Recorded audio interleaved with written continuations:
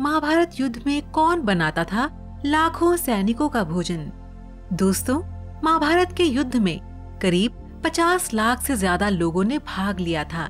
लेकिन दोस्तों, यहाँ अब सवाल ये उठता है कि इतनी विशाल सेना के लिए युद्ध के दौरान आखिर भोजन बनाता कौन था और इतने लोगों के भोजन का प्रबंध कैसे होता था? और उससे भी बड़ा सवाल ये है कि जब हर दिन हजारों लोग मर जाते थे तो शाम का खाना किस हिसाब से बनाया जाता था? महाभारत को हम सही मायने में विश्व का प्रथम विश्व युद्ध कह सकते हैं, क्योंकि उस समय शायद ही कोई ऐसा राज्य था जिसने इस युद्ध में भाग ना लिया हो। उस समय भारतवर्ष के समस्त राजा या तो कौरव या फिर पांडव के पक्ष में खड़े दिख रहे थे। हम सभी जानते हैं कि श्री बलराम और रुक्मी ये दो ही ऐसे व्यक्ति थे जिन्होंने इस युद्ध में भाग नहीं लिया, किंतु एक और राजा ऐसा था जो युद्ध क्षेत्र में होते हुए भी उस युद्ध से विरक्त था, और वो था दक्षिण का राज्य उडुपी।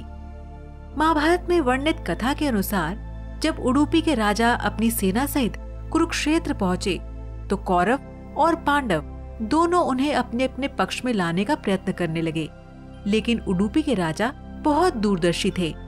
उन्होंने श्री कृष्ण से कहा, हे माधव, दोनों ओर से जिसे भी देखो युद्ध के लिए व्याकुल दिखता है, किंतु क्या किसी ने सोचा है कि दोनों ओर से उपस्थित इतनी विशाल सेना के भोजन का प्रबंध कैसे होगा? तब इस पर श्री कृष्ण ने कहा, महाराज, आपने बिल्कुल सही सोचा है। आपके पास इसकी कोई योजना है? अगर ऐसा है तो कृपया बताएं। उसके बाद उडुपी नरेश ने कहा, वासुदेव, सत्य तो ये है कि भाइयों के बीच हो रहे इस युद्ध को मैं उचित नहीं मानता, इसीलिए इस युद्ध में भाग लेने की इच्छा मेरी नहीं है। किंतु ये युद्ध अब टाला नहीं जा सकता। इसी कारण मेरी ये इच्छा है कि मैं अपनी पूरी सेना के साथ यहाँ उपस्थित समस्त सेना के भोजन का प्रबंध करूं। राजा की बात पर श्री कृष्ण ने मुस्कुराते हुए कहा, महाराज, आपका विचार अति उत्तम है।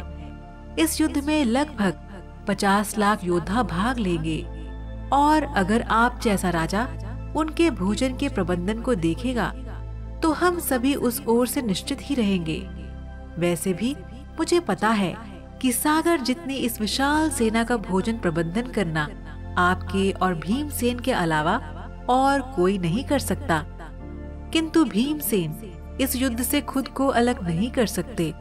अतः मेरी आपसे प्रार्थना है कि आप अपनी सेना सहित दोनों ओर की सेना के भोजन का प्रबंध करें। इस प्रकार उडुपी के महाराज ने सेना के भोजन का प्रभार संभाला।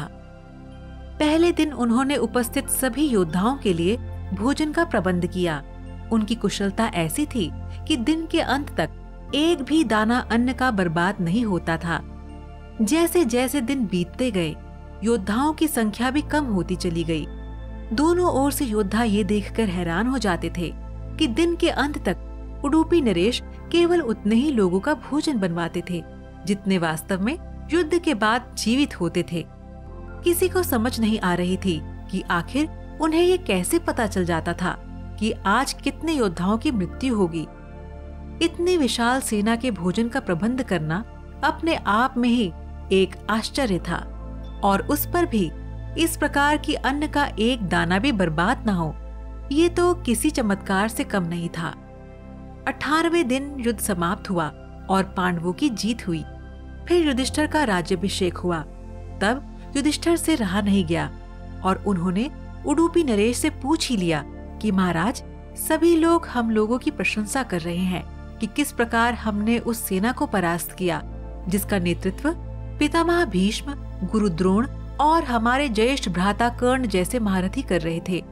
किंतु मुझे लगता है कि हम सबसे अधिक प्रशंसा के पात्र तो आप हैं, जिन्होंने न केवल इतनी विशाल सेना के लिए भोजन का प्रबंध किया, अपितु ऐसा प्रबंधन किया कि एक दाना भी अन्न का व्यर्थ नहीं हो पाया। मैं आपसे इस कुशलता का रहस्य जानना चाहता हूँ। इस पर उडुपी नरेश ने उनसे कहा, सम्राट, आपने जो इस युद्ध में विजय पाई है उसका श्रेय किसे देंगे? इस पर युधिष्ठिर ने कहा, श्री कृष्ण के अतिरिक्त इसका श्रेय और किसे जा सकता है? अगर वे न होते तो कौरव सेना को परास्त करना असंभव था। तब उडुपी नरेश ने कहा, महाराज, आप जिसे मेरा चमत्कार कह रहे हैं वो भी श्री कृष्ण के प्रताप से ही संभव हुआ है। और ऐसा सुनकर वहां उपस्थित सभी लोग आश्चर्यचकित हो गए। तब उडुपी नरेश ने इस रहस्य पर से पर्दा उठाया और कहा, महाराज, श्री कृष्ण प्रतिदिन रात्रि में मूंगफली खाते थे। मैं प्रतिदिन उनके शिविर में गिनकर मूंगफली रखता था और उनके खाने के पश्चात गिनकर देखता था कि उन्होंने कितनी मूंगफली खाई है। वे जितनी मूंगफली खाते थे उसके ठीक 1000 गुणा सैनिक अगले दिन युद्ध में मारे जाते थे। अर्थात अगर वे 50 मूंगफली खाते थे तो मैं समझ जाता था कि अगले दिन 50,000 योद्धा युद्ध में मारे जाएंगे। बस उसी अनुपात में मैं अगले दिन का भोजन बनाता था और यही कारण है कि कभी भी भोजन व्यर्थ नहीं हुआ। दोस्तों, श्री कृष्ण के इस चमत्कार को सुनकर सभी उनके आगे नतमस्तक हो गए।